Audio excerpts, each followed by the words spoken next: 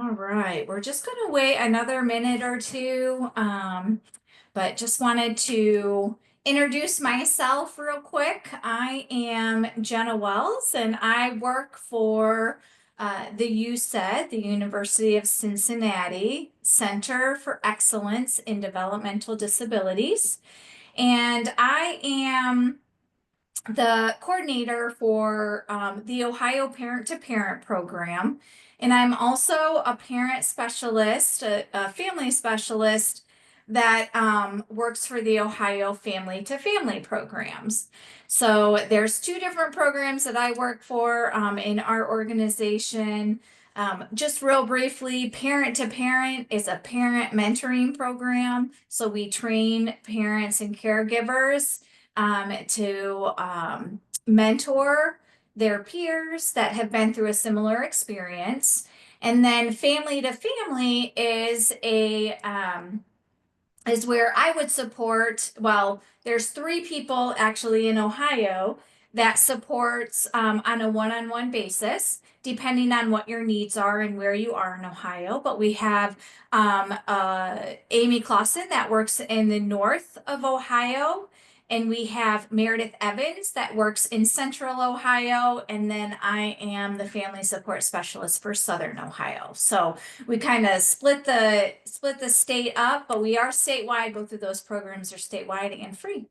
So if you would like more information, we can always give you that later.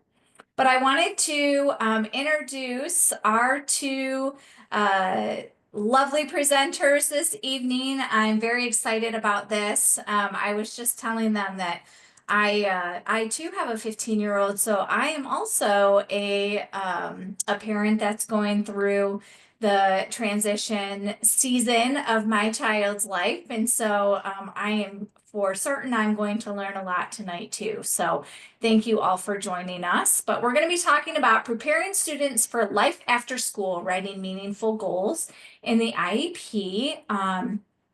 And just to introduce our two presenters, we have Amy Freeman here. She is the OCECD, which stands for the Ohio Coalition for the Education of Children with Disabilities. She is the statewide Transition to Adulthood Program Coordinator. Amy has been on the staff of OCCD since 2014. She collaborates with other agencies to provide transition resources for youth and families. She is committed to promoting the voice of Ohio's transition age youth and young adults. Amy has over 45 years experience working as a teacher, workshop director, behavior specialist, superintendent, statewide preschool reviewer, and reading mentoring director, and a DD consultant. That's wonderful. Thanks, Amy, for being here. And then we have Nancy Crabtree. She is the OCECD information specialist / trainer for the Southwest Ohio area. Nancy has been with the Ohio Coalition for the Education of Children with Disabilities since 2004. She has been a lead trainer for IMT and GPS. You'll have to tell us those acronyms in a minute, Nancy, because I'm not sure what those stand for. Self-determination trainings since 2009. Nancy's passion is to help ensure that all students are empowered to plan for their best life with the support, knowledge, and guidance of their parent / guardian. So fantastic. And before Nancy heads us off here, I just wanted to let you know you are more than welcome to put your questions in the chat.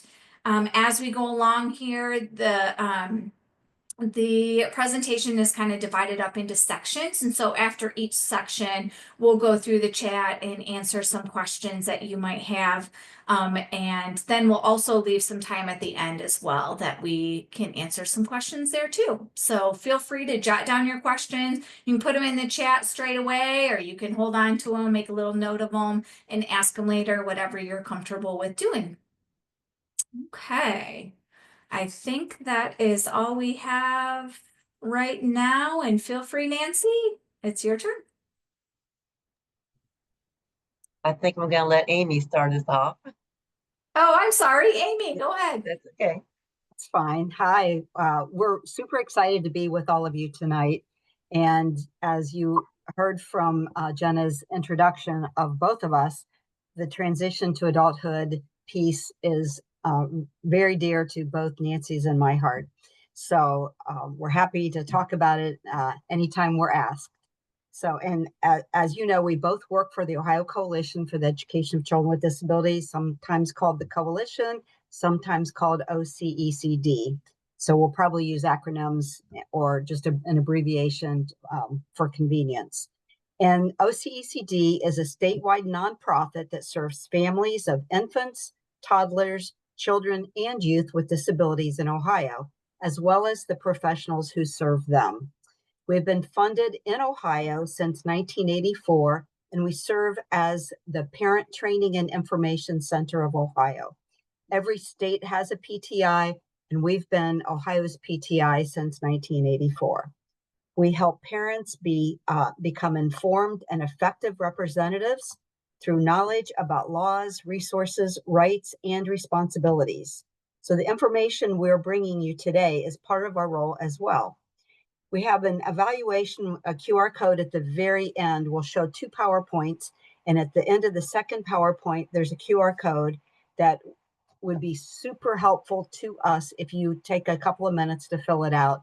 That's how we get continued funding to be able to provide the free trainings that Nancy and I are doing tonight, as well as many other times throughout the year. And we have offices all around Ohio. And Nancy is a trainer and an information specialist. We have multicultural specialists. We have a lot of very talented staff that have a lot of knowledge about special ed law. So I'm going to let Nancy start now.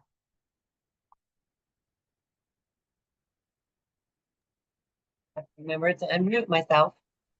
Good evening, everybody. I'm glad you all have joined us. I'm excited about presenting this information. As Amy said, transition is near and dear to my heart. This is a very important piece for our students as they're growing up. The thing that with the transition is, when we have our kids, we have hopes and dreams for them, but they also have hopes and dreams for themselves. So transition is about helping those students achieve those hopes and dreams. That's what we want them to do. We want them to go out into the environment, into the community, and have success. So when we listen to them and we help them along the way, they can achieve that success. The IDEA, which is the Individual with Disability Education Act, says that transition, post-secondary transition, has to be addressed in the IEP. It's a set of activities to prepare our children for life after high school. They have to address academic, developmental, and functional needs, same as every goal in the IEP has to address all those needs. So we have to think outside of just school. The day we bring our kids home from the hospital, what are we thinking about? We are thinking about teaching them, teach them how to do things, tie their shoes, how to use zippers, how to roll over, how to walk. We're constantly teaching our kids so that one day they can move out of our house and have success. So that's part of this transition idea. We have to make sure we are talking to the students and learning what their strengths are, their interests are, and their preferences. It's backward planning. This backward plan has been around a long, long time. So we have to start with the end in mind. Okay, what do they want? And then how are we going to get them to that point? So we have to have that vision, and then we start laying that foundation and creating those opportunities and creating those places and ways for them to achieve that. It has to be well thought out and appropriate transition plan. and I'm probably getting ahead of myself here. I don't want to get too far ahead. Who should be involved in the transition process? The number one person in that transition process is the student. The students can start attending their IEP meetings as young as you can get them in, even if they're only in for the cover page of the IEP, only if they're in long enough to talk about step one of the IEP. Step one is the future planning. That's one of the most important parts of that IEP because that's the student's input. Okay, we have to have that in there. And then we have our parents and guardians, the school districts, and county agencies. We have a lot of agencies that can help with this student transition process. We just have to, we can call them to an IEP meeting. We can invite them. We can get their ideas. We can see how they can help. You know, how can they help us help our child? And that's what we want to do. We want to make sure that we get as many people in as we can get in to ensure our students have success.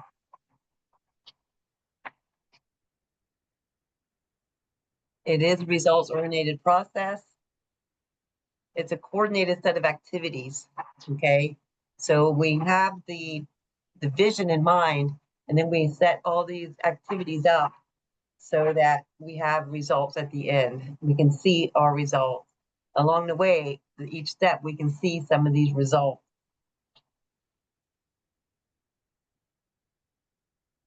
Okay, and this is charting the life course, and Amy's going to talk about that. Okay. I would like to see how many of you are familiar with Charting the Life course. So if you could communicate either in the chat or raise your hand, some way of letting us know that you've heard of it. And even if you just have heard the name and don't know exactly what it is. And we won't go into a lot of detail about it.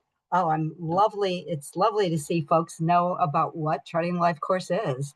Yay. We've incorporated at the Ohio Coalition, we've incorporated Charting the Life course into most of the activities that our staff are involved with, which includes the trainings that we provide.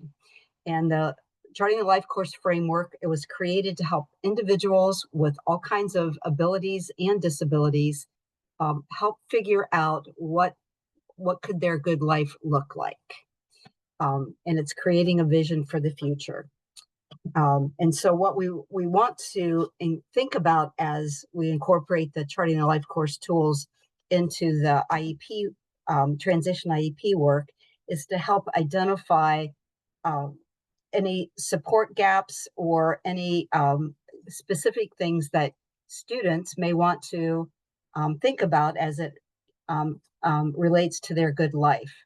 And as Nancy mentioned, you can start any of the transition work all the way down to kindergarten. So the kids are involved with the planning of their life, even if it's making simple decisions on a daily basis. But we found that the Charting Life course tools are helpful for youth if they're uncomfortable or nervous about attending their IEP meeting. It helps them have a voice, and it's their voice and it's in their words. And then you can use the information from the tools to populate the future planning and profile section of the IEP. And then Nancy's going to show one of the tools. It's the support star. And so there are different domains as part of this star. And it looks at what's going on now for the student, and then how do you want it, how does the student want it to be in the future? And some of the domains are relationships, community-based supports, personal strengths and assets. And then on the right, what we're looking at is what is important to me as I get ready to leave high school. So, and again, this is a support star specifically for transitioning into the adult life. So what is important to me as I get ready to leave high school? And then the second rectangle is what do others think is important to me as I leave high school? And then the bottom rectangle says what helps me to be successful as well as what keeps me from being successful. So it's really helpful when the youth is involved in helping to name what it's like for them, and then they can share that at the IEP meeting. And then the next trajectory is it's called an exploring trajectory. And what I want to focus on is on the right side is at the top, it says vision for my adult life. What do you want your adult life to look like? Again, this is for the youth to think about what do they want. And to me, what's probably as important, if not more important than what they want, is what they don't want. And what we've learned from youth that have had the opportunity to go through this process is, and for families to hear, oh, I didn't know that that was something they didn't want to be happening for them or to them. So it's a really good way of helping the youth identify what things are of value to them. Thank you, Amy. I think here might be a good time for me to explain what IMT is and GPS. Okay. So the IMT is, it's my turn. GPS is goals, planning, success. Those are our two self-determination trainings that we actually go into the school or the facility or wherever, and we present the information to the students. They are 3-day trainings. The GPS has more writing in it, more reading in it. The It's My Turn is a good breaking point or starting point, I should say. And then you could graduate up to the GPS, or if the students are past, they've already know a little bit about transition, then we can just start with the GPS. But we are using some of these tools now in our GPS and It's My Turn training, because the training is all about the students and them speaking up for themselves and self-advocating for themselves. And these tools really help the student do that. They can sit down with their parents, they can sit down with their guardians and teachers and whoever, and help build some of these forms out. So when they go to their meetings, they can take this with them. That way they don't have to be, afraid to talk. They can just read it off their page, and it helps empower them and give them a little more confidence and want to speak up more. Okay, so we can take a question if anyone has a question about anything we've done so far. I do want to mention that we have resources that are part of the PowerPoint that Jenna will be able to share that have links to the different Charting the Life course tools, the website that where the Charting the Life course is housed in Ohio, as well as all of the transition to adulthood resources that we have available and we'll talk about tonight. Okay, Oh, so there's a question? Yes. Did you see it? No. It's Maggie's asking, do we have any samples of these forms filled out as examples? We didn't include any in our PowerPoint, but there are examples on the it's called Family Resource Network of Ohio. It's frnohio.org.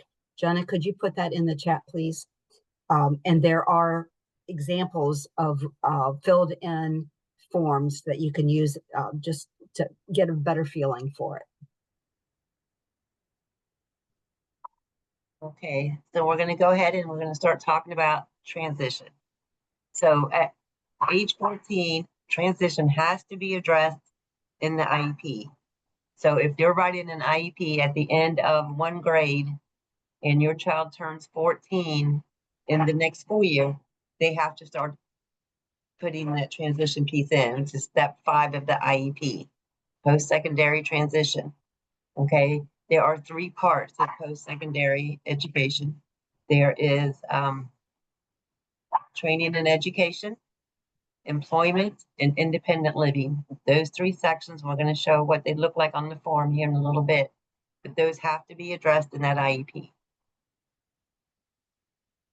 So in order to be able to do this, they start with doing some transition assessments.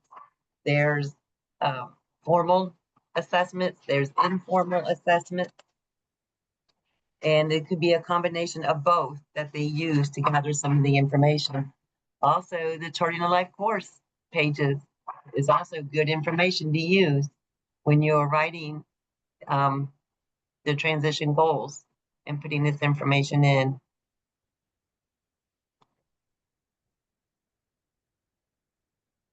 So here's what the step 5 of the IEP looks like.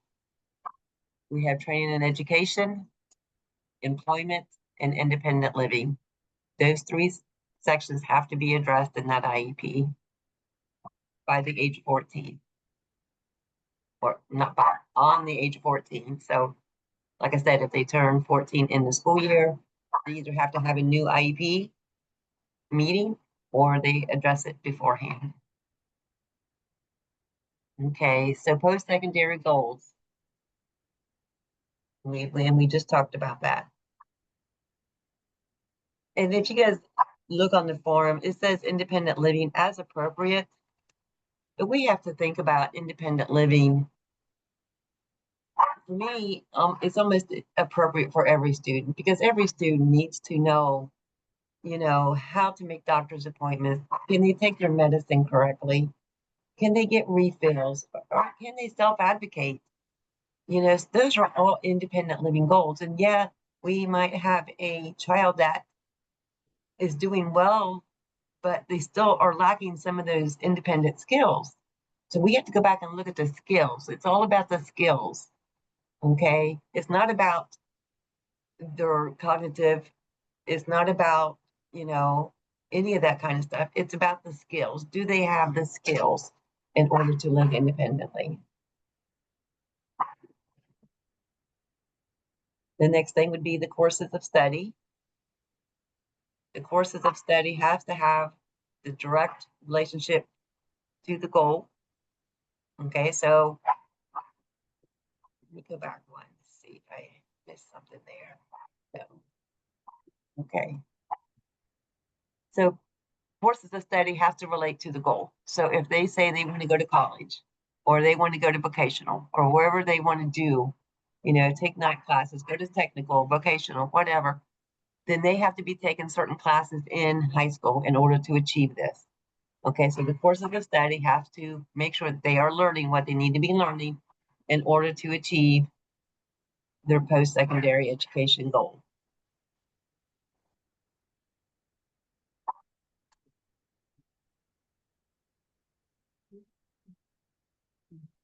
So when we get all this information together, we get these assessments, okay?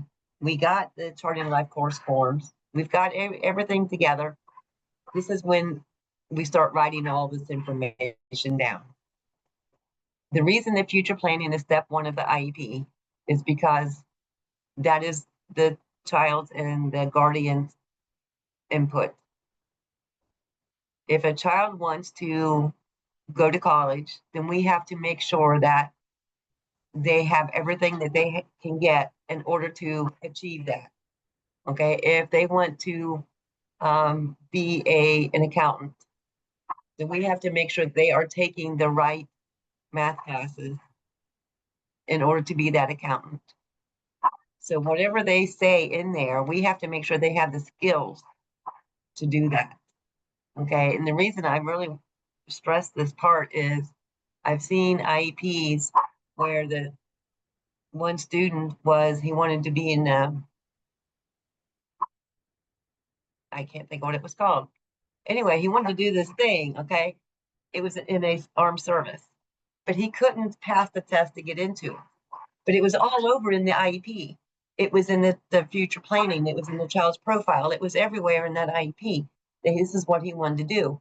But they had exempted him of the consequences of the math testing. So he wasn't taking math. So he could not pass that test in order to get in the program he wanted to get in. That's why we have to make sure that they are taking what they need to be taking in order to achieve their goal. Okay. the child's profile too. We can put a lot of information about the child in the child's profile. You can put in what they're good at, where their strengths are, where they struggle can go in there. You know, their likes and their dislikes. That can go in there. It's all part of writing that transition plan. Okay, so here's the post-secondary education. We put if they want to go to college, if they want to go to vocational, if they want to go to a technical school, you know, it would all go right there. And as we talked about the courses of study, this is the classes that they are taking in high school in order to achieve this goal. Okay, so the nice size section, you can really see it really well. So we're going to just go over one real quick. So it says Sue will acquire the skills to successfully transition to a career tech or on-the-job training program in the field of cosmetology. Okay. So the courses of study is the Ohio Core Curriculum and Local Career Tech Center. So that's what she's going to be doing to learn the skills to do cosmetology. And then a service is the step that you're going to be taking. She's going to do job shadow at a salon. You could put in there, she could volunteer at a salon. She could just go visit, talk to other beauticians, talk to shop managers. All these things, not just one transition service can be listed. There can be multiple services here. Okay, and the date when it's going to begin, when it's going to end, which is usually the IEP dates. How often is this going to happen? She's going to job shadow here 12 times a year. And who's the person responsible is the intervention specialist. So the intervention specialist just has to make sure that you're helping guide her to do this. Okay, you're helping her find some salons, to make some calls, those kind of things to try to get this set up. The person responsible is not held accountable if this does not happen. If this goal does not happen, the school district is not held accountable. This is a team. Remember, this is a team. This is the parents, the child, the school, the agencies. Everybody's going to help make sure that these things happen. Nancy, there's a question in the chat. I think it's appropriate if we talk about it. What if what they want to do is completely unrealistic for their abilities physically or developmentally? Yeah, and we get that sometimes too. Like if a child wants to be a doctor, okay, that could be unrealistic for some children, but they could still work in that environment. They could still maybe volunteer. They could do something in that environment. Maybe they're just folding towels, or maybe they're cleaning, or they're doing something. They're still in that environment, but they're not going to be the doctor. So we have to keep that in mind. If that's what they're interested in, okay, well, you may not be the football player of an NFL team, but maybe we can, take you to some football games. Maybe get to talk to some of the football players. Maybe you could volunteer at one of the football stadiums. There's other things that they can do where they may not be able to do exactly what they want, but we can get them close. We can get them in that environment. And I think that's important. That's good. Yes. Okay, so here's some examples of the education: college, community college, technical training, apprenticeship, on-the-job training, and military. And if they're, say, military, then we have to help make sure that they can pass those tests, the FAP test. Okay, if they're going to do on-the-job training, then we have to help them find what that's going to be. Okay, and same with the apprenticeship. So this one here says she will attend Buckeye Vocational School taking courses needed for cosmetology. Tom will attend ATT Technical College. Ryan will participate in a variety of vocational tasks to assist with transition. So that could be many different things, vocational tasks. Maybe they need to have mobility, in the community. Maybe they need to learn more of the signs that's out in the community, things like that.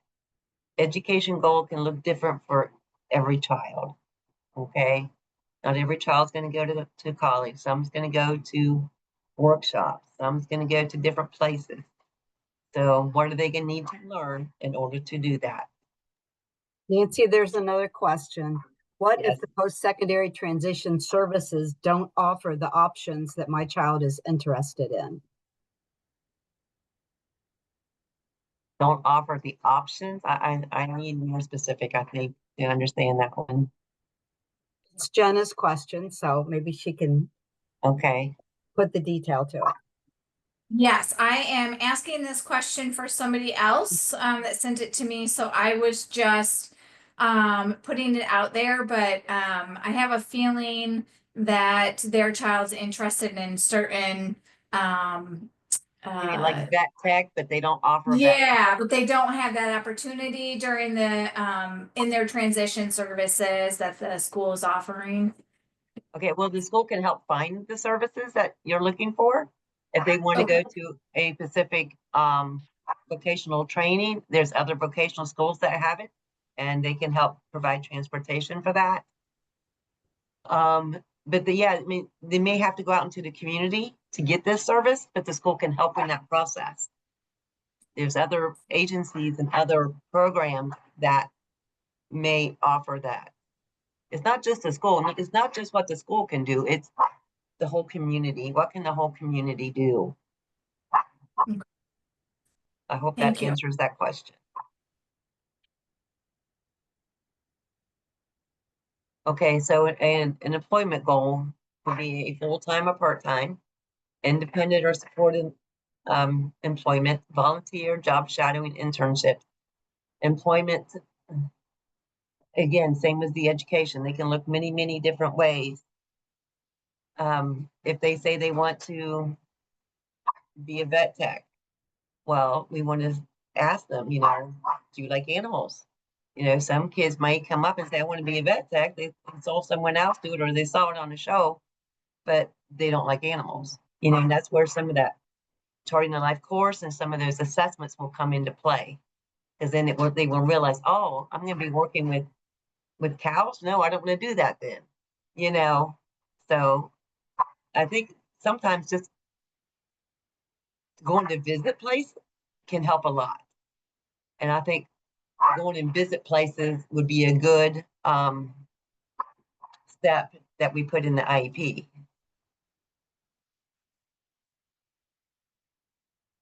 I think the more experience that we can show them, the more different things that are out there, more different opportunities, the better they're going to be able to decide for themselves, what they really actually want and what they like. Okay. So this one here, again, we're going to go through an employment goal for each one of these. Sue will have a job working as a cosmetologist. Tom will have a job working with electronics.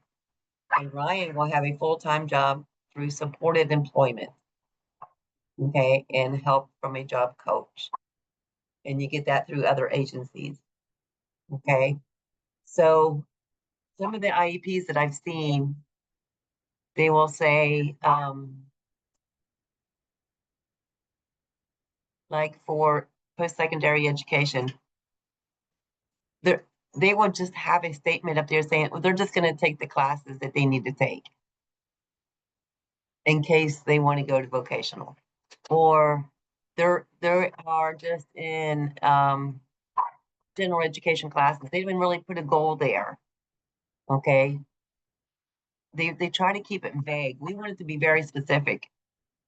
Okay, the more specific we can have these documents, the better off we're going to be. Because if we know that Tom wants to be working with electronics, then what skills is he going to need to do the electronics? What skills is Sue going to need to do cosmetology? And what skills does Ryan need to do to learn in order to do that supported employment?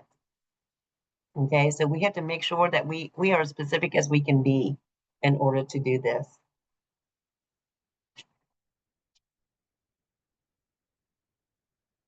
And again, here's the independent living goals. And I think Nancy mentioned this already, but I think it's important for families and educators to know that independent living goals are important because there's so many skills that are part of even if you're living with your parents, and that's the plan that you guys come up with, that you still need to be independent as independent as possible within whatever situation you're living in. So it's not that we're saying that kids have to have independent living goals because they're going to live on their own, but there are clearly goals like budgeting, money, health related, self-advocacy skills that will be really helpful from an independent living perspective. One of the things that we can also put in there as an activity is getting a driver's license, learning how to use it, get an Uber. You know, these kids, even Ryan is going to be going to supported employment. How is he going to get there? You know, we want him to be as independent as possible. Every one of these students has to be as independent as possible. So are they going to be getting Ubers? Are they going to be getting their license? Do they know how to ride or read a bus schedule? You know, we have to think about all the different aspects of being independent. Okay, can they order pizza? Can they go to the grocery? Money skills, you know, is very important. Just because we give them a card, does it mean they understand the money? Do they know how to pay bills? You know, there's so many things going into independent living. When I do the GPS trainings, I ask the kids, I'm like, do you know how to make a doctor's appointment? Oh, yeah. But then they're like, well, maybe not. I don't know. They never have done it before, you know? So we have to give these students the opportunity, then we have to teach them how to do these things. And I'm not saying that all of it has to go in an IEP, but we as parents, we have to make sure our student is ready, you know? And I think using that Children Life course program is a good way for us parents to really dig in a little bit deeper there and, you know, start thinking, oh yeah, he's going to need to know how to do that. First grade, we taught him how to tie a shoe. Now we have to teach him how to get medicine refills. You know, my grandson just had to go get fingerprinting and stuff done for his job. He didn't know how to do that. You know, and I asked the students, I'm like, well, how are you going to get paid when you get a job? They don't send, very rare do you get paper checks anymore. It's always direct deposited. Do you know how to do that? You know, and they're like, oh, wow. You know, there's a lot of things that we have to start thinking about and teaching our kids. Two questions in the chat, Nancy. Yes. Have you used AI to help create these goals? Would you recommend taking this approach? Is the first question. The second question is, I'm going through my daughter's IEP and her transition goal is very generic. This is her last year. Yeah, I don't recommend AI because I don't know how that is specific to the student. I mean, maybe I don't understand AI very well. I really know nothing about it, but we want to make sure that it's very specific to that student's needs, you know, and their preferences and their wants and their hopes and their dreams, you know. I do want to say that I've had a little bit of experience putting all of the detailed information about an individual into Chat GPT to help develop what would be a good next step for the individual based on the information that was presented. And I've been really I don't know, it's like kind of weird how spot on it seems at times. So it would depend on what information gets put in. Yeah. Yes. And then what do you do with a very generic transition? Yeah, you need to call. I don't know what county you live in, but you need to call. And I did put Nancy's and my contact information. Also, Jenny can put it in the coalition's email address. Yeah. But yeah, if this is her last year, you need some guidance. When I do the GPS trainings with the students, one of the first questions I ask them, I'm like, who attends your IEP meeting? And we usually have, 10, 12 students in there. And about half might raise their hand. Oh yeah, I've been to an IEP meeting. I say, okay, now of the ones that's attended, who has talked at an IEP meeting? And almost all the hands go down. These students are afraid to talk. They're afraid that they're going to embarrass themselves. They're intimidated because they're sitting at a table with a bunch of professionals. They have never really talked about this a whole lot with their parents or guardians or teachers. They don't even know what all opportunities are out there. An example of that is one of the facilities that we go to is I won't use the right word here, Amy. It's a correctional center for juvenile males. But I asked one, I said, do you guys want to go to college? Oh no, we can't go to college. We're not allowed to go to college. They think because they have gotten in trouble, they can't go to college. So we have to make sure these students know all the different avenues that they've got. They don't have to go to college full time. They don't even have to go to college part time. They can get a job and take one class at a time and go to college. There's so many things that they can do. They can stay at the vocational, take a welding class, and then maybe defer a diploma, and then take another class to go with their welding. And if they want to have an auto body, if they want to work on auto body, and maybe their dream is to have their own auto body shop, well, take the auto body, and then maybe they could go back and take some business class so they know how to run that business that they want to have.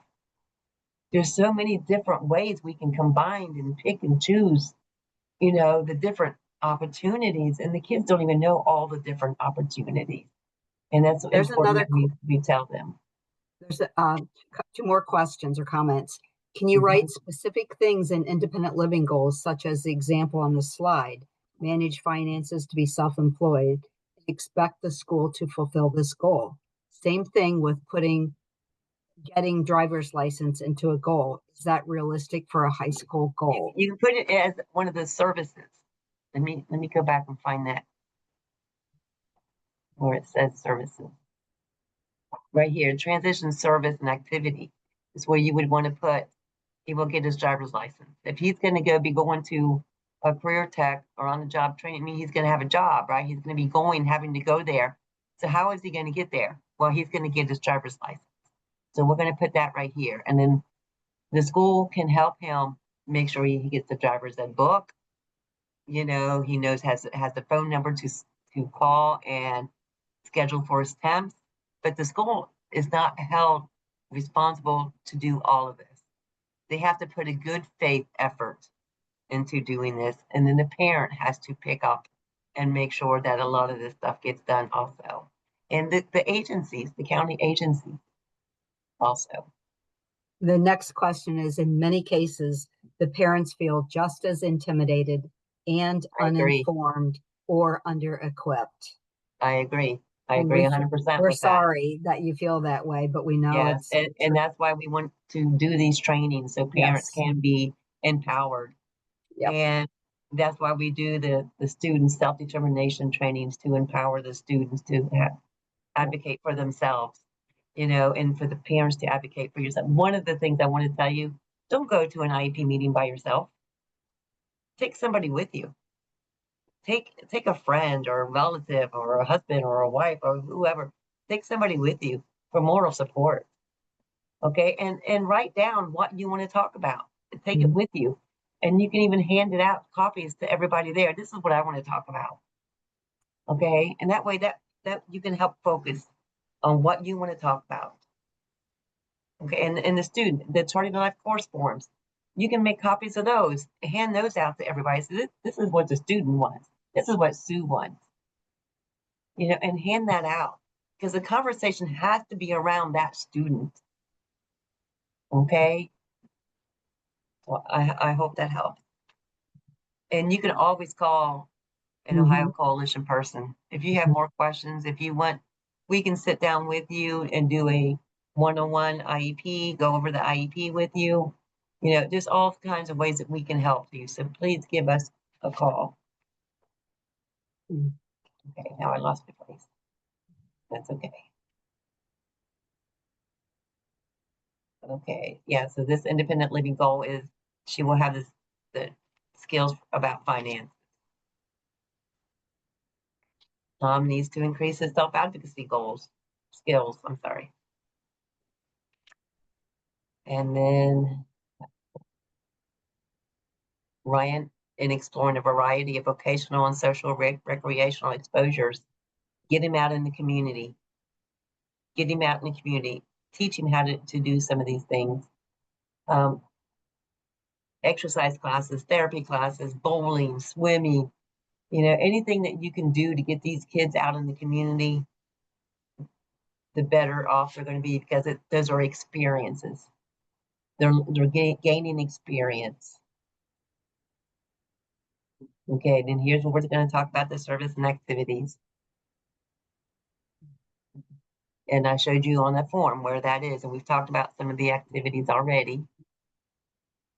Here's some of the examples of activities. Contact local colleges. Maybe you're going to say they're going to go visit 2 colleges. They're going to enroll in the vocational class, explore transportation, orientation mobility training. Okay, all of these are activities that can go into that IEP. Okay. One of the things I want to make sure we talk about too, it's not really in our transition training, but we're talking about transition goals. Okay.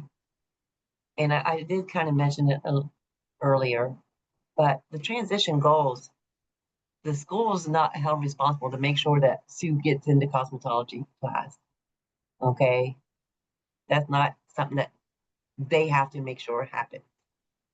But in step 6 of the IEP, which is the goals, they do have to make sure that Sue can read, so that she can read the directions on how to do color and how to do different things. Okay, she's safe with the equipment, the scissors, the clippers, those kind of things.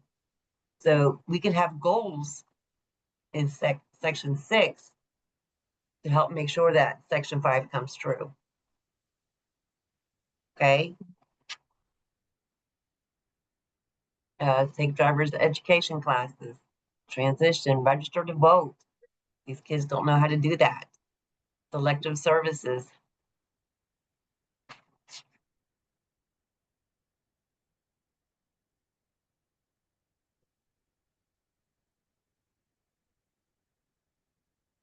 Job shadowing, just visiting. Time management skills, guys, that's huge, especially our kids with disabilities. They don't know how long an hour is. You know, you say, well, you got 5 minutes to get that done. They don't know how long 5 minutes is. You know, so it's very important that we teach them those time management skills. Insurance. What are the agencies that are around that can help us?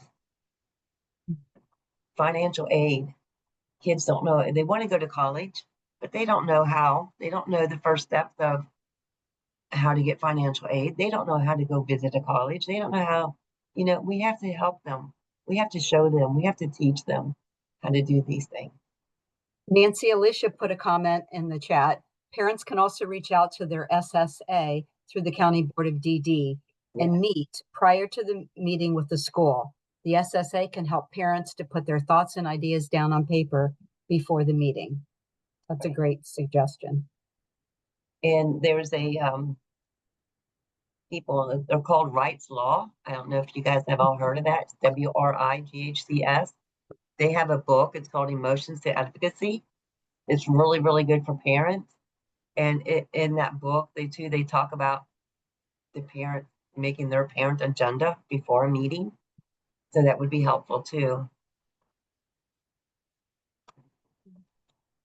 Okay, so here's what we've been talking about. The school district is responsible for implementing the transition plan They may utilize the services of local agencies. The child must be prepared to pursue their post-secondary goals. Okay. So they have to implement the plan. They don't have to guarantee that Sue gets into cosmetology. They just have to do those services, those steps.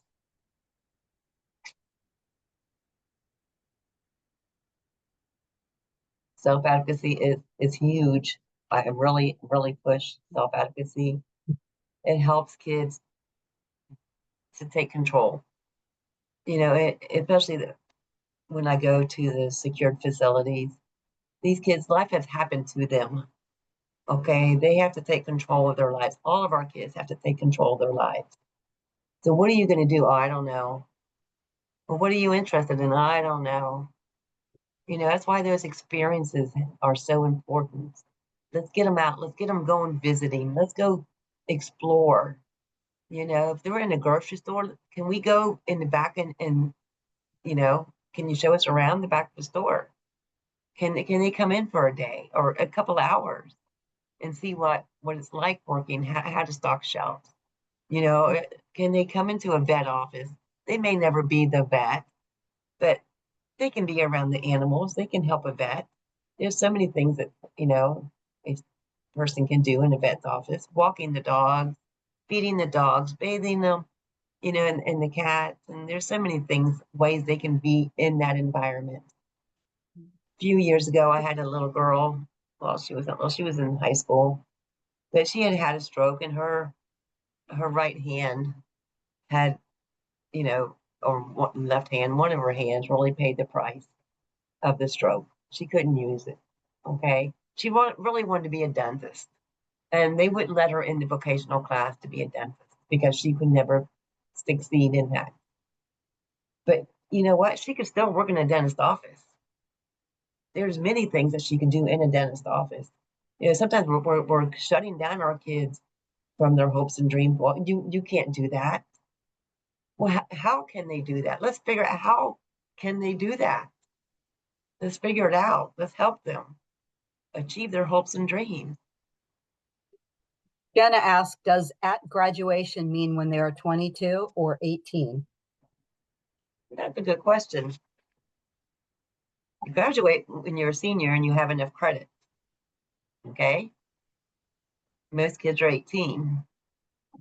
In the IEP, there is a section that will ask a target date for child to graduate. So some students can defer graduation. Okay, but you would have to put that date in there. So if a child is supposed to graduate 2026, but they want to go to vocational and take 2 more years of vocational, then we're going to put 2028. That's their target to graduate. Okay, so we can defer diploma. But yes, it's when, as soon as you accept that diploma, you're graduated, no matter what your age is. Okay, so you want to defer diploma and go on and take additional training, learning new skills, getting out in the environment, doing programs, you know, things like that. You can still attend graduation. They can still get their cap and gown, have their graduation party. You know, nobody really needs to know that they've deferred diploma. And then they just go back to school and they just continue learning and growing. Okay. It's an IEP team decision. So, but I think it's especially a lot of kids that are so immature, a lot of kids that have mobility, you know, there's lots of kids that could use extra 1 to 2, 3 years in school for different programming and different things. Good question. Thank you. Also, we want to talk. I want to go back to your one. Self-advocacy is also managing emotion.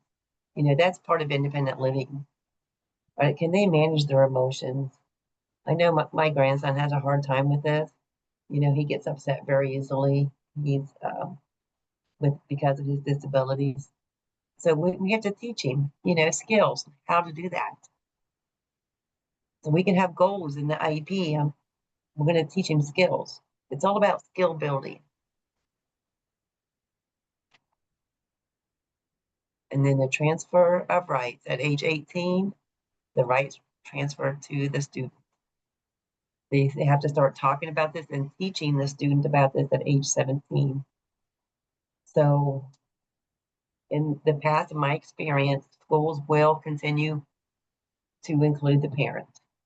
The parent still has to sign the IEP. The student has to sign the IEP. Okay? They don't have to. The student can say they don't want the parent there or guardian there. The student can invite whoever they want to invite at this point in time. So we have to be really careful about preparing our student for this part. Okay? There's so many things that can happen at this point. You can do write a letter up. You and your child sign it. Child says, I'm not going to attend an IEP meeting without my parent. I agree with what my parent wants.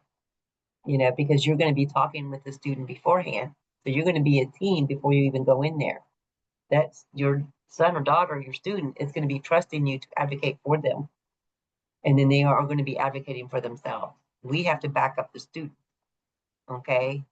So if we And get that, it's also important for educators to know that just because a child is turning 18 doesn't mean you need to recommend that the parent secure guardianship. And unfortunately, that still happens a lot. It doesn't mean that, and maybe the child does need guardianship, but it needs to be a thoughtful process. And that's where supported decision-making comes into play, because you're giving the power to the student to be able to make decisions with safe allies and supporters to help them with making those decisions. and this word supported decision making is part of the Charting Life course classes. So it's working together, making sure you and your students are on the same page. You're helping them. They know that you have their back. They know that you're, going to help guide them and protect them along the way. Of course, they're going to stumble and fall, right? But you still are going to be there for them. They have to reach out. They have to explore. Let them do that. But yeah, guardianship is not for every student, and I don't even know, how much a school really has to do with guardianship. But this is part of the transfer of rights. That's the parent's decision, the guardianship. That's something you want to talk about with the family, with your doctors, with your therapists, with all the people, supported decision making. Okay. One of the other things that I've seen too is when a child turns 18, is the teachers or somebody will say to them, "Oh, well, you're 18, you don't need this IEP anymore. You don't need it. Just sign off on it. You don't need it." And that is huge, guys, because if they are wanting to go to college, then without that IEP in place, it's going to be really, really hard for them to get a 504, because your rights at that point in time, the law changes from IDEA, the Individual Disability Education Act, to the Civil Rights Law of 504. You go to college, you can still get accommodations and some modifications and support, but you have to show that you have an IEP in order to get that. If your IEP is expired, if you don't have it anymore, then you have to go through the whole process of getting all the doctor's diagnose papers, all this documentation to show that yes, you do have a disability, to try to get that 504. And it's a long, hard process.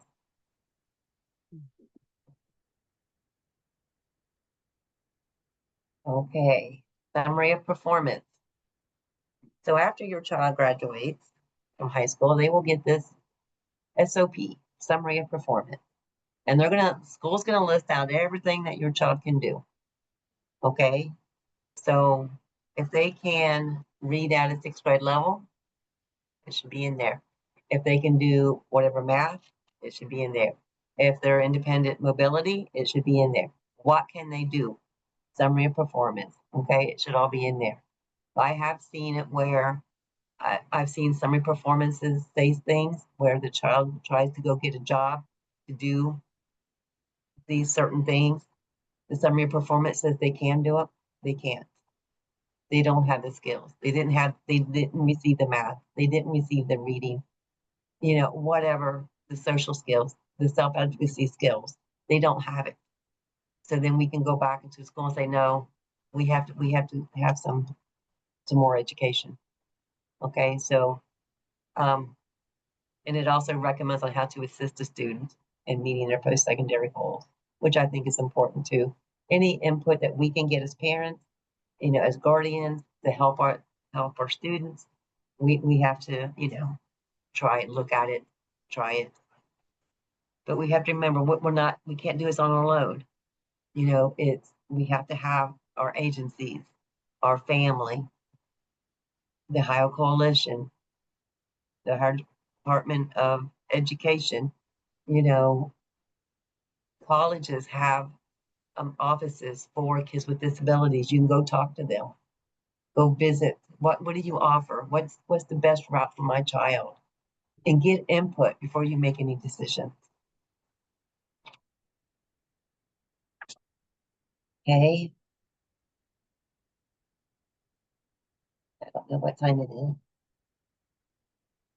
3. So the transition team is building. Okay, we have to build. We have to help put those blocks in place, put those steps in place, have those experiences, gain those skills so our child can do what they want to do. And these are going to be the resources. And you say, Amy, this is going to be sent out to them? I'm checking with Jenna. If we get you, what's the easiest way to get the PowerPoints shared out as a PDF? Yeah, you're welcome to just email it to me and then I'll email it out to everyone that attended tonight. So, yep. Thank you.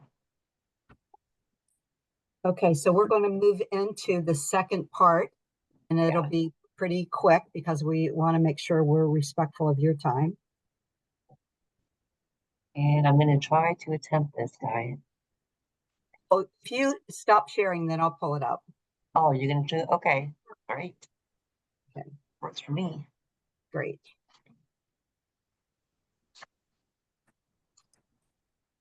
Okay, can you see the slide? Yes. Okay, all right. What I'm showing is Ohio Coalition's website designed for transition age youth.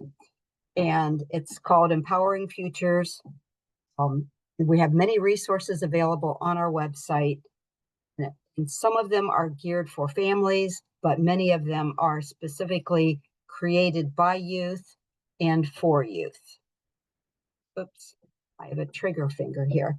So this is an introduction to it. It's to empower youth to be able to become their best advocate and pursue their good life. And there are many resources. Some are videos, some are short documents, some are comic strips, so that it's a variety. And what we've tried to do is listen to what youth and young adults tell us is the best way for them to learn. So we're trying to follow through with that. This is a brochure that we have on the website about secondary transition to adulthood, and it has our contact information. And again, all of the resources that I'm showing you will be at the end of the PowerPoint, and you can access those as well as go onto the website itself. We have currently four infographics or comic strips, and it's called My Adventures in Youth Empowerment. And it shows self-advocacy ideas. It shows how to have social interactions with peers, how to have social interactions in a workplace. A few months ago, we had the opportunity to participate with high school students with disabilities that were in Toledo, and we had a focus group, and we asked them what are their biggest concerns about transition. And what came through loud and clear from the young men and the young women, was how awkward they feel in social situations. So we're really trying to put resources out to help kids feel more confident in these different situations. So we have these infographics are on our website. Everything on our website is available to download in print or share out. 5 tips for preparing for college success. This was a fun experience that we had with Bowling Green State University students, all students with disabilities, talking about what it was like for them to prepare for attending college. And then we have the second set of 5 tips once they're in college, and how do they talk to the disability services office, and how do they articulate what their disability is so that they can get the services that they need to be successful in college. Again, just resources that are on our website that we get feedback that are very helpful. This is an IEP checklist for teens. It helps teens know what their part is and the importance of speaking out at their IEP meetings, even if they don't want to, and even if they say it doesn't matter. So we try to put it in language that is understandable to help teens feel like it can make a difference if they're there and if they speak out. This is it's called Transition IEP Checklist. This is for parents, and it's also for youth. So the way it's designed is it's before, during, and after an IEP meeting. What do the parents do to get ready? What are they thinking about? What are they talking about? And what's the follow-up after the IEP meeting? And the same kind of questions are put out there for youth before, during, and after. It's a very easy to understand document. It's not very long, just to help guide families, including the youth, to be able to make that transition IEP meeting beneficial and valuable for the kid. This is a roadmap that was designed by the Department of Education and Workforce, and it starts all the way back in pre-K, and then it takes goes all the way through when the child is at the transition age, and what kinds of things do you need to be paying attention to. So again, this is linked in our resource section, and you can click on each one of these. Anything that's underlined, you can click on it and it'll give you detail about that, like turning 14, what do you need to know, or turning 18. It's a helpful tool, and it's easy to navigate. Supported decision making. Again, we just want folks to know that just because a kid turns 18, that does not mean they need a guardian. And we want pediatricians to know that if a parent comes and says, I want you to determine my child is being incompetent in order to take guardianship, that's taking away that individual's civil rights. That's a big deal. So we just want good information to be available to educators, kids, families, and professionals. And it talks about the myths about guardianship as well as facts about guardianship. I hope you get a chance to look at this for those of you who have kids that may be turning that critical 18. Your child living a good life. Again, charting the life course tools. There are short videos, introduction, and again, this is all linked to the PDF in the PDF. It helps families know how to use the tools, how to help their kid really try to identify what their good life is and how do they get to that vision of a good life. And they're very helpful tools.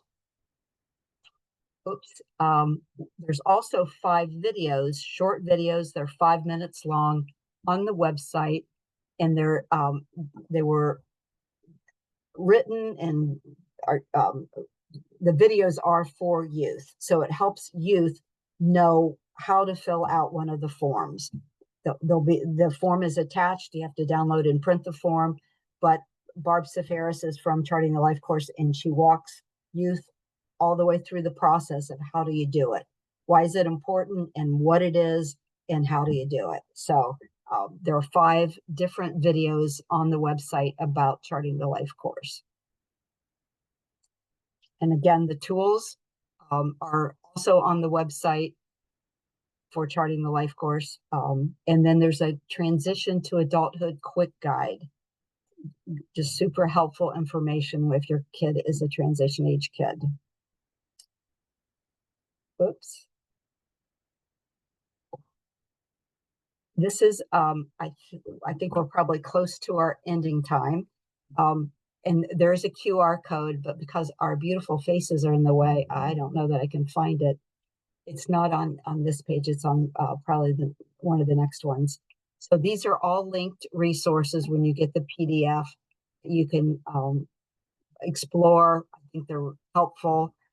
You'll learn a lot as you go through them, and they're not 80 pages long or 40 pages long. They're usually 1 or 2 pages and easy to navigate. Then here is the QR code, and I mentioned earlier on, and we will take questions as well, but I mentioned earlier on that we continue to be able to provide free trainings when we get feedback about the value of the trainings that we offer. So if you would take, it'll probably take you 3 or maybe 4 minutes to complete that evaluation based on the QR code. We would really appreciate it. And then if I missed any questions that were in the chat, we could look at them now. Jenna, do you know if I did? I don't see any new chats right now or new questions in the chat. So looks like I'd like to take another minute or 2 to talk more about the It's My Turn in GPS. Guys, I want to stress these are great trainings.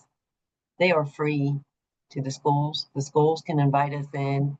Facilities can invite us in. We bring everything with us. All of it is free. The students will get file boxes where they are making choices. They're picking out jobs. I mean, we have a job section that's probably over 100 cards, and they're going through these and they're picking out jobs that they like. On the back of it, it talks about the duties of the job and what kind of education you have to do that job. And some of these kids, when they're going through these, they're seeing things that they'd never thought of.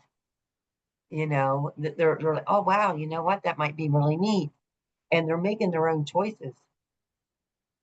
It's just a wonderful thing. In the GPS, we talk about their self-esteem, what they like and what they don't like, problem-solving steps. They are making all the choices from their card boxes. They are actually writing on the IEP form, the transition part of the IEP form. They're filling it out for themselves so that when they go to their meetings, they can take their notebooks with them. And they can say, this is what I want. This is what I'm thinking, you know, and share. It helps empower them to do that. We're doing backward planning with them. They're writing goals. They write a goal and then we figure out the steps or how are you going to reach that goal, you know, and they're writing it in their books, and all this stuff is in their books, and they can take it home and they share it with their parents and guardians and teachers and share it at the IEP meeting. I think it's a wonderful thing. The It's My Turn is more of an introductory to transition. It's about where you're going to live. You know, we asked the question, are you going to live with your parents for the rest of your life? You know, most of them were like, no, no, no, no. You know, we're not living with our parents.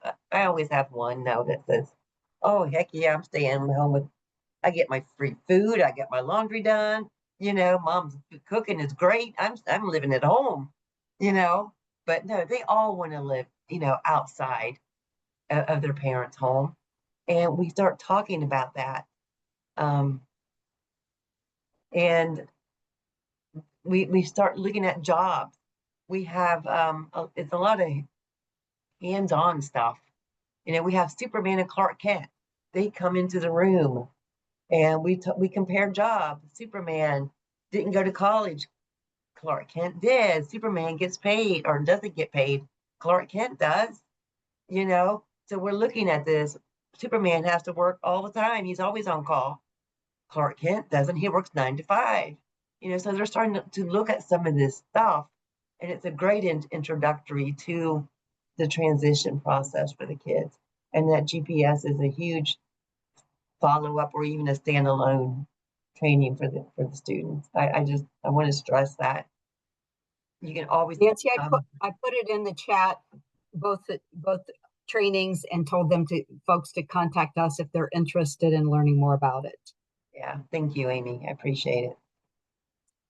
And what Nancy was saying about we go in 3 times a year to the Department of Youth Services secured facilities for youth with disabilities, starting at age 12 up through age 21, helping them feel like they can be empowered to make decisions that are healthy decisions and not. Their life isn't over just because they're in there. They can make good decisions. You know, these are your options. They didn't know they could go to college. They didn't know they could take one college class at a time. They didn't know they could go to vocational school and still get a job. You know, they didn't know all these things. So we're in there and we're helping them think about their future and what are you going to do? Who are you going to be? Who are you going to be? You know, and really get them excited about their futures and empower them to make good choices. And what don't they want? Right, And right. they all say, I don't want to be like my dad who's, you know, in prison for life, or I don't want to be here again next year. Right. So they're actually thinking about they're thinking about their kids. A lot of these kids have kids. Yeah. I don't want my child in here. I want to go and I want to get a job and I want to take care of my kids so they don't have to go through what I went through, you know. And I think that's huge. It's really empowering. So are there any other questions? Yeah. Is there any other questions out there? You can just unmute and ask if you feel comfortable doing that, or you can put it still in the chat. We all learn from each other's questions, so if you have any, by all means, let us know. If you get off the session and you think of something later, Nancy and Amy, you can always email them after the fact and reach out to them and get more information, whatever. I know sometimes the information, we don't think of the questions until we're going through the system or until we're getting into that meeting or something pops up in real time. So you're always welcome to reach out to myself. I can always connect you with Amy or Nancy, or you know, you can reach directly out to them. Either one is completely fine, but yeah. Did you want to say something else, Amy? I'm sorry. Yeah, I just wanted to say that the coalition was part of creating an event in July for youth and young adults with disabilities. And so these are, you know, the oldest individual that was there was 24, I believe.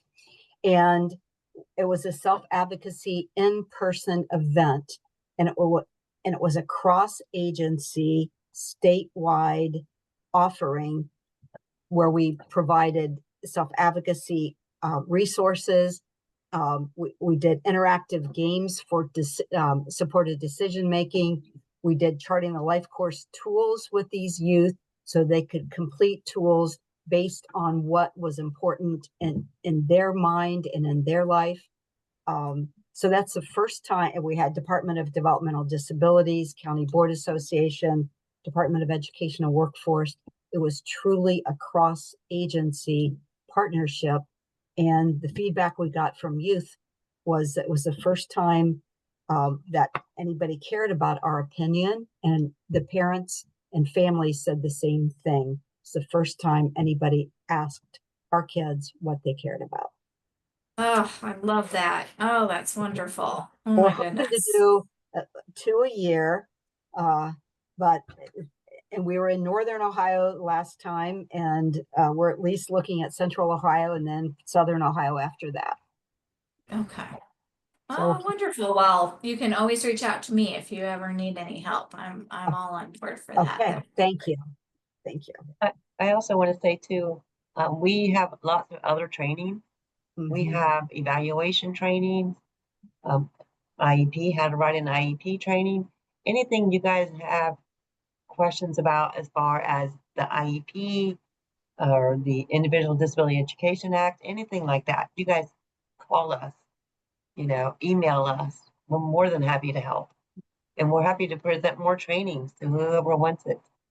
Mhm. Well, thank you, ladies, again. We will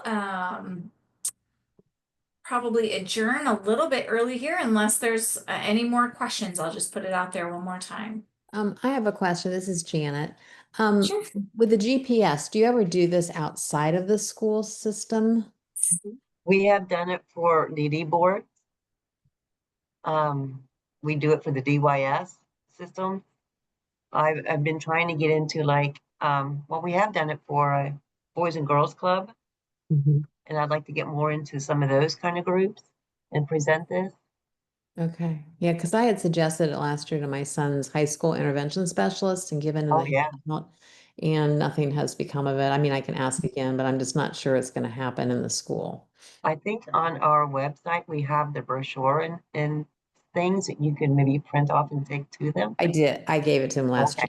year. Okay. Yeah. Yeah, I was on a presentation where you guys presented it and it looked really good and useful. And so I was just wondering if there were any opportunities outside of the school district. Yeah, you just have to, try to get a group together. I mean, if you can get a group of students together, we'll come and present it. Okay. I mean, my goal, I would love to see every student in the state of Ohio have this, so whatever I have to do, but, Okay. and sometimes the schools don't realize that it's free. I mean, everything is free. So Yeah, I think it's just the time that it takes. Isn't like 2 or 3 days to do it? it's 3 days, yeah. Yeah. Yeah, I think that And was the we do objection. 2 groups a day. Each group is 2.5 hours. So it's Mhm. really only 2.5 hours out of 3 days. Right. Each day is 2.5 hours. I did see a thing here about how many students we have to Yeah, have. We yeah. have a max of 16. What's the minimum?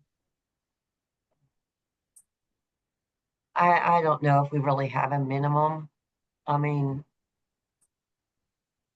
what we like to do is if one particular school doesn't have enough students, then maybe they can connect with another school and bring some students in and make a whole group. Or what we're doing too is we're doing It's My Turn training in the morning group.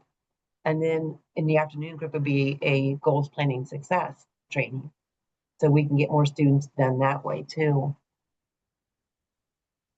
I can't say about a minimum because to me, I would do it for 101. But, you know, ideally we have to have a few students.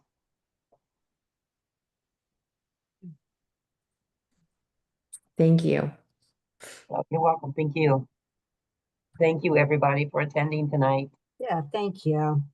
And It's not please, easy on a nice summer night to be in front of a screen, so we appreciate it very much. and please feel free to reach out to us. Thanks, everyone. Have a good night. Thank you. Bye-bye.